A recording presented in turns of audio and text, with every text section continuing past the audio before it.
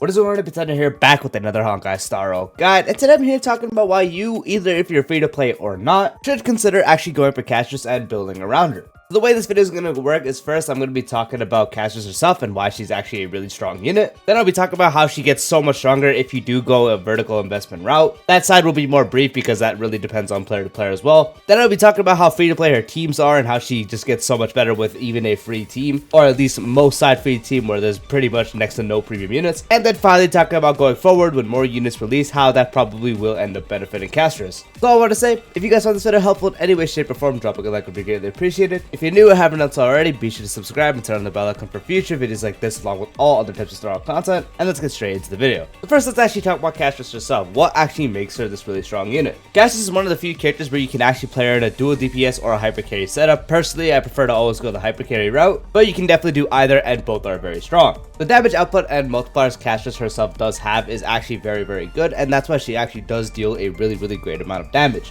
On top of that, practically everything excluding her basic attack and skill if she doesn't already have her Netherwing out is fully AoE, and everyone knows by now how AoE centric this game is. So the fact that her enhanced skill, her Netherwing attack, which is the main source of damage she does have, is all AoE is super good, because single targets, while they can be good, it's a lot harder to get a single target character to cook as well as an AoE character. The only exception is kind of like Feixiao with follow-up attacks. But yeah, her being fully AoE lets her compete in practically every single mode. In Apocalyptic Shadow, it's a bit less important to be fully AoE. It's still better than having a single target, but single targets in Apocalyptic Shadow can work a lot better in some cases. But in MOC, and especially now how Pure Fiction works, AoE is very much favored. She performs absolutely fantastic in every single mode. In MOC, she is very strong. In Pure Fiction, she is insanely strong. And in Apocalyptic Shadow, she's also very strong as well. Able to deal constant and consistent damage when you are cycling the Netherwing attack. And even if you're going for the instant destruct playstyle, that instant destruct is going to do a bunch of the damage, which in some cases will be better than recycling, but usually recycling always does better. So doing most of the HP, swipe, most of the HP again, swipe, and then the last time you do blow it up, the last one is going to do the most damage. But in all cases, it is very consistent and high damage output. On top of that, the teammates she does have now for HP scalers, because Castorice is an HP scaler, she has a lot more available to her that increases her damage by so much, as opposed to someone like Blade did back when he released. He didn't really have anyone that made him super good, and you know, he already had his own internal kit issues. But the real thing was he didn't really have a support that really made him shine. Castorice thankfully does not actually have that issue and is going to constantly get more characters, but I'll talk about that a little later in this video. But anyway, having really good and consistent damage output with her Netherwing attack specifically, and even in her enhanced skill when you do have the Netherwing out, also does a lot of damage. Having that, being fully AoE, being very simple to use, but also having a high ceiling, and also being relatively easy to build, you don't really have to worry about speed at all on her. There's very few specific setups that speed do come into play, but for majority of the players, you don't have to worry about it at all. So you really just focus on getting HP, crit rate, crit damage, and you don't have to focus on anything else. So ease of use, but also being difficult to use if you want to get to high levels of play. Easy to build, really good damage output. Being able to actually enable other characters to do more damage, because in dual DPS, she also does lower everyone's all-type res that is on the field. Enemy-wise, that is when she does summon her Netherwing. You combine all that into a singular character, and she has a lot to bring to the table. And I'm talking about the vertical investment part of the video for some early vertical investments and the highest you would practically go. Obviously, first talking about her light code, as it is the most noticeable jump. Getting her light code is super big, as Remembrance is very low on light codes right now. But unfortunately, the difference between having her signature light code and the next best option is very big, especially since her signature light code provides so much, such as giving her more max HP, which gives her more HP to do more damage, giving her access to defense ignore, and a big 30% defense ignore at that. And when you do have the memo spread disappear, the wearer gets a 12% action forward, which is very good for her because she recycles the actual memo spread, so you get to notice that very often. So big max HP increase, big access to defense ignore, and a potential way to get more damage output. All that in one is such a good vertical investment upgrade. From just going from S0 to S1, it is very noticeable. Next best option is the Battle Pass Lycon, and unfortunately past that, it is literally just using high base HP Lycons, even if you can't use the effect. So a vertical investment of getting her S1 is one of the most noticeable ones you could get in the game currently. And then the next vertical investment was obviously getting E1 or E2. I'm not going to talk about E4 or E6 obviously because that's too far. But E1/E2 is more in the realm of possibility for certain people. So E1 is actually a pretty solid dupe on its own. It's more of a stepping stone, but it is still a very noticeable dupe. as it does actually increase the original damage you can do against an enemy. And we do know, if we already know how Acheron worked back then, still does, you know, when you have more inherited characters, you increase the amount you would do originally. That's kind of how the E1 works, but based off the less HP the enemy does have. So if they have 80% or less HP, you can do 120% of the original damage with your nether wing attacks. And if they have 50% or less HP, then it becomes 140% of original damage for those nether wing attacks, which is going to be a very noticeable damage difference because of how original damage does work. The damage you were going to do originally with all the buffs and all that is going to now get further amplified because now you're doing more original damage. So E1 on its own is a very significant damage upgrade. And then when it comes to her E2, this now gives her access to get 2 free charges that you do use when you are using the memo sprite attack. So you guys know when you hit the thing, it drains its HP and you kind of go down to as low as you can go, and then you swipe or you explode, whatever you're doing. This dupe, when you do summon the memo sprite, so the first time you do use ultimate pretty much, or if you go into battle with the technique, you have 2 stacks of ardent will that actually will offset that HP cost that you do use for that memo sprite skill. So you get to use 2 attacks for practically free and build up to level 3. On top of that, so now when you do use your ultimate, Castorice gets 100% action advance, so that's a free enhanced skill you get to use, which is really good because that enhanced skill once again does a lot of damage and also will help you get more HP back for your memo sprite because you're draining everyone's HP.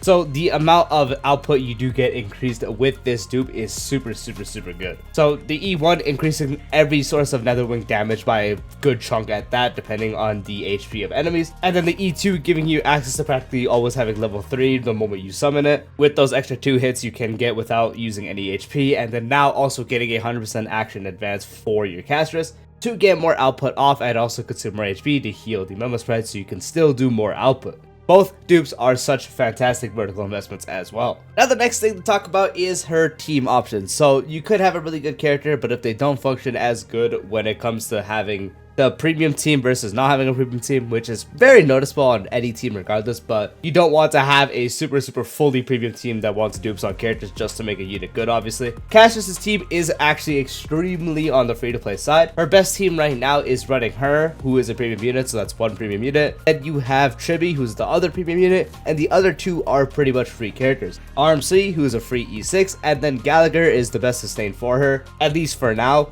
And he is also a 4-star that is also free and will be given out in future free events again, and also gets free dupes. So her best team is only 2 limited characters, which is really good. And then obviously you can adjust the team depending on what you do have. Maybe you don't have a built Gallagher, but you have a Luocha sitting around, or you pick Luocha with the free one. You could use him instead, no problem, fantastic. If you have neither of them, but you have someone like Lingsha free to be used, you can just put her instead. Same thing that comes to like RMC, like if you're someone that does have more premium units and maybe your RMC is being used on a different team, or maybe you're still using Harmony Trailblazer so you can't use RMC, subbing RMC out with someone like Ruan May works since she's free technically as well now, or maybe even a different action advancer such as Sunday, he does work, Bronya, Sparkle, and so on. Best team being very free to play friendly, and then also being able to be easily adjusted depending on what you do have and what you are already currently using, gives her the access of quite good versatility. So you don't have to be strictly stuck to a specific thing. It's not like maybe some other characters that make it a significant drop off. The significant drop off for Castorice would be having Tribi or not really, but you still can use her just fine without Tribi. Tribi is a big jump for her and is going to be the most noticeable one you will be able to feel, but that does not mean she is useless without Tribi. Without Tribi, she still functions fine. Again, you could sub someone out there with like Ruan May.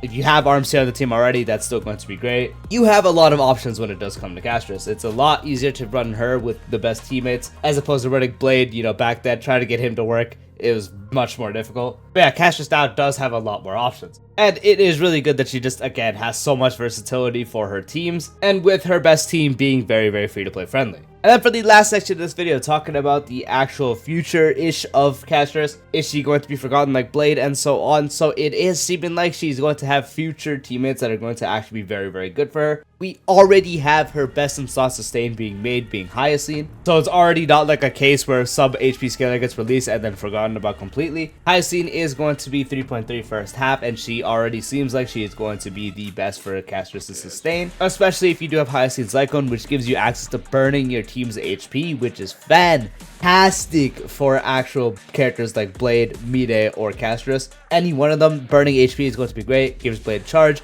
gives Mide charge, gives Castorice charge for ultimate, or also technically heals the Memo Sprite. Hyacinth herself actually has good solid damage potential as well, and has very good healing. On top of that, gets to act a lot, so that's going to be great to get more healing done. And to top it all off, she's going to have one of the only buffs that actually increase everyone else's max HP. So having your already best in slot sustain now increase your max HP as well is going to be fantastic, as Castorice is again a HP scaler. So the more max HP you do have, the more damage you will do, and Hyacinth will be able to increase that. That is obviously as far as it goes for what we do know, but I definitely do think Castorice is going to get more buffs in the future. We still have so many versions until M4S is over, and I'm sure more M4S characters will favor her, as she is going to be one of the two main focuses as of what we do know. And maybe she doesn't get one for a while. She's already set for a really long time because she has Tribi, which is one of, if not the best Harmony support in the game right now. RMC is one of her best teammates, which is a fantastic free-to-play unit. And then she's already having a buff coming up with Hyacinth, who's going to be just this fantastic sustain. So with these three characters, she's already going to perform at such great heights. So even if she doesn't see another character for a little while, which again, I'm sure she's going to see another buff in not too long. Any character that's going to increase max HP, maybe we get an action forward giving character that increases max HP too. Like imagine Sunday, but instead of his alt buff with like crit and all that stuff, maybe he increases max HP related. Like that would be absolutely insane. That could be a thing we could get in the future. There's a lot of possibilities we could get, but Castorice is definitely not going to be forgotten, considering she is the main focus of Amphorius, at least one of the two. So already having a fantastic buff, which is going to significantly increase her potential, and is probably going to get more at that coming in the near future. And if that is the video, that is why I think Castorice is a DPS you definitely should consider. Obviously, this still depends from player to player. Like you could just not want her because you don't like her. That's completely fine. It's up to you. But I definitely think Castorice is one character that a lot of people should consider just because of all the ideas I did list in this video. Fantastic kit, does really good with a relatively free-to-play achievable team. Not even relatively, very achievable free-to-play team, and is going to be getting really good vertical investment buffs. So if you do like her enough, if you get her S1 especially, which you should, and then if you ever go for dupes, you're going to be getting constantly big increasing dupes. And then already set for future with future characters coming. We already have one confirmed for the most part, and probably will constantly be getting buffs. So she's really strong now, probably going to be really strong later, and potentially even significantly stronger later. If you found the video helpful, once again, drop a like, would be greatly appreciated. If you haven't done so already, be sure to subscribe and turn on the bell icon for future videos like this, along with all other types of style content. Peace out.